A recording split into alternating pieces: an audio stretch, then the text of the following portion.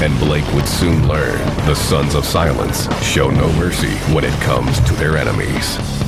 It's better for you people to stay the f*** away. If you do not go away, we will break your legs and your arms, or we'll kill you.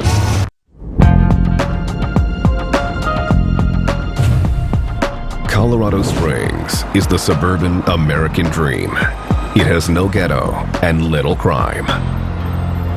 The crime it does have usually involves the Sons of Silence, a gang that rules through intimidation. Any disrespect, you jump, you take care of business. Somebody f***s with your brother never hits the f***ing ground, you take him out. This is the way of the Sons of Silence. The gang has been around for 40 years, but few members know the origins of the club. In my book, it could have been God that started the Sons of Silence, because the Sons of Silence are the best club out there. The founder of the club is a reclusive 69-year-old named Bruce Richardson, known simply as the Dude.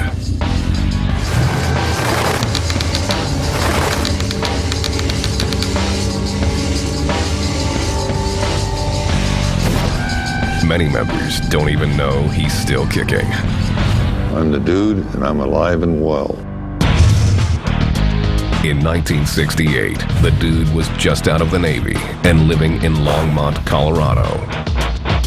He and 3 biker friends were looking for something to do.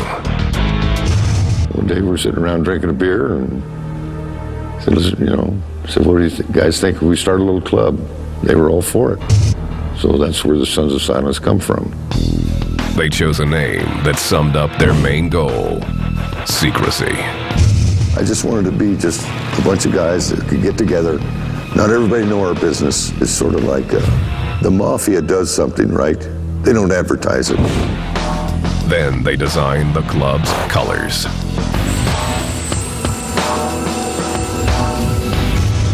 Their inspiration came from a classic American institution.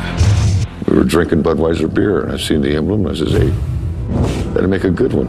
We live in America, big A, The only thing that was really missing off the Budweiser symbol was the star on top of the A from the original Budweiser logo. These here were made in 1969. National chapter, Sons of Silence. Underneath the symbol was a Latin phrase.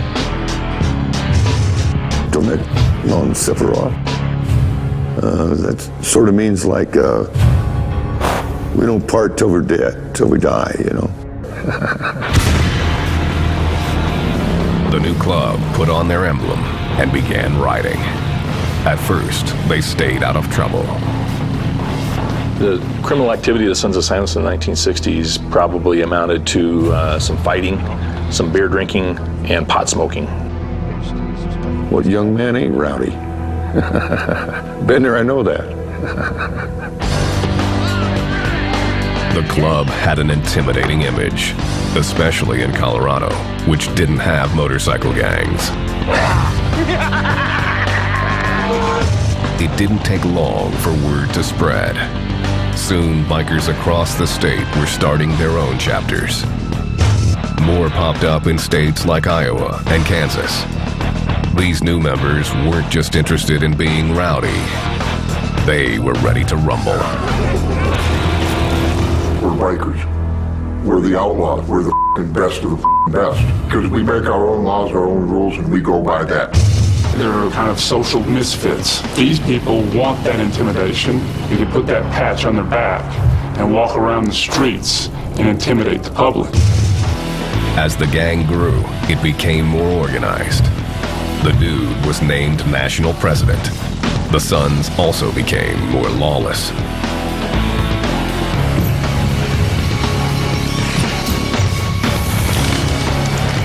In 1971, tensions between the Sons and local law enforcement finally erupted.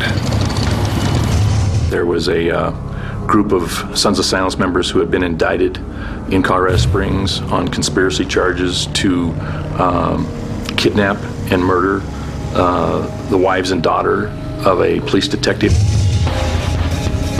The dude claims a police captain was giving the Colorado Springs chapter trouble and says he tried to have a calm sit-down to work out the differences. They would give me a bunch of shit. And I just said, well, I'll just pull in everybody from every chapter into this town, see how you like that. It scared them. And they come up with an idea that we was going to kidnap their wives and rape and pillage and all kinds of bull. The conspiracy indictment was dropped when the witnesses to the case skipped town. The gang remained on the law's radar and found their quality of life compromised. Everywhere I would go, I was being followed. Law enforcement. Everywhere. In 1974, the dude made a decision. He was out. He turned the club over to new officers and rode off into the sunset.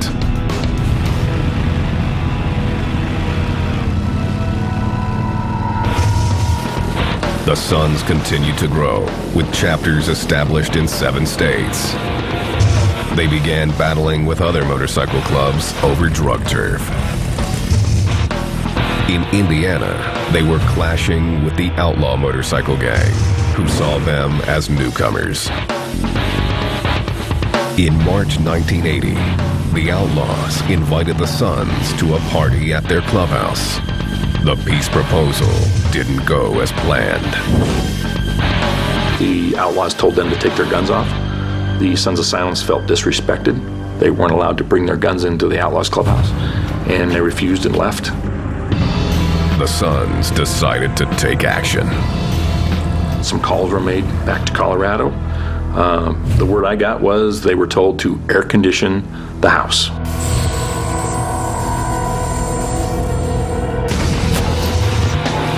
Five members of the Sons went back to the Outlaw Clubhouse and opened fire.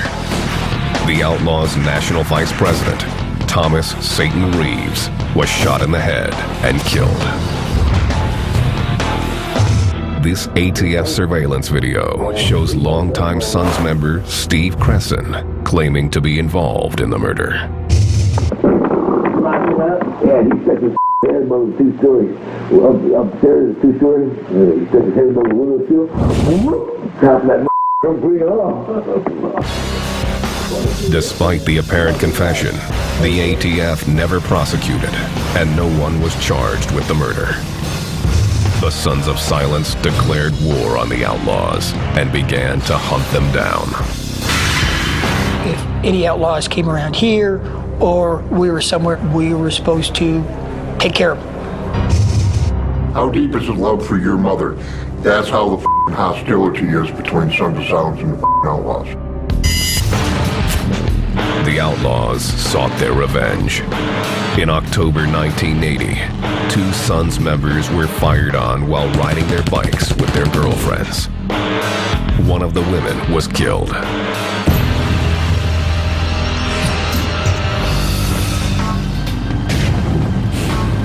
In August 1990, tensions came to a head at the Sturgis Biker Rally in South Dakota, the most famous biker gathering in the world.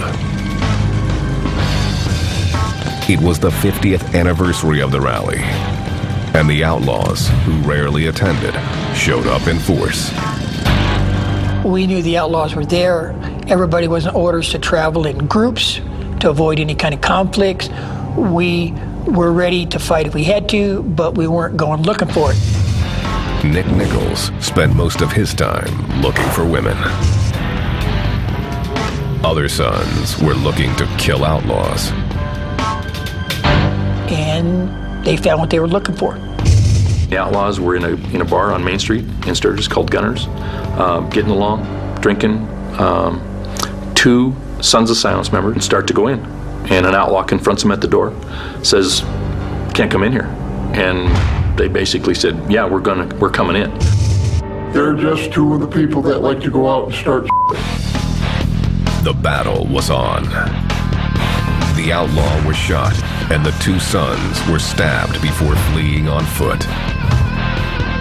And the Sons of Silence jumped over the motorcycles, got into the middle of the street, and ran several blocks down the street where police found them. Leonard J.R. Reed, who had been the Sun's national president for a decade, started to think the war with the Outlaws was misguided.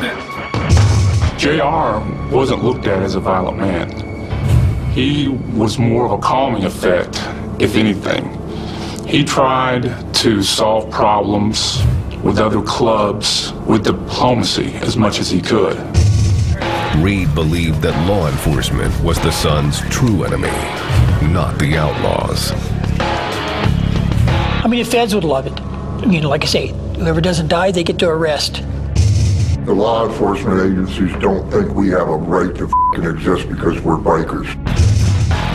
In the mid-1990s, JR started the Colorado Confederation of Clubs to try to stop the biker wars. Nick Nichols was the co-chairman of the organization. I believed in what was going on, what we were doing, because they all want the same thing. They want to wear their patches, they want their little slice of the pie, they want to be left alone. Big Larry saw the Confederation as a show of force. If we all joined forces, every club, every chapter in the nation, they'd have to bring in the army to cool us down. J.R. Reed's Confederation succeeded in ending the war with the Outlaws. But it didn't succeed in getting law enforcement to lay off. By 1997, ATF agent Blake Boatler had infiltrated the Colorado Springs chapter and was prepared to take the gang down.